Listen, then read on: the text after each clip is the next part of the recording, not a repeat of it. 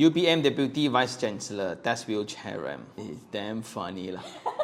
And who uploaded it? That's the worst thing. But anyway, okay, the technical side of ramps is this is part of the inclusivity regime of every project. You need to include all these kind of facilities and infrastructure for disability or people with movement issues. The problem of why a lot of developers reluctant to provide all this is because it takes up a lot of space for very limited users. There a standard formula like Yes, so that's the gradient. So it's usually 1 to 12 to 1 to 15, meaning every 1 meter vertical height, you need 15 meters length. This is where it proves the case. When we design, right, if we want to provide a comfortable degree to go up, it takes way longer and it takes up way more space. Then always all these smart people within the room will suggest like, Let's just make it 1 to 12 lah, or 1 to 10. instead of 15 meters to go up 1 meter, now I use only 10 meters to go up 1 meter. So it's very steep. They thought humans are cars. You can just pedal harder. There's another comment that said that they blame the chancellors because he's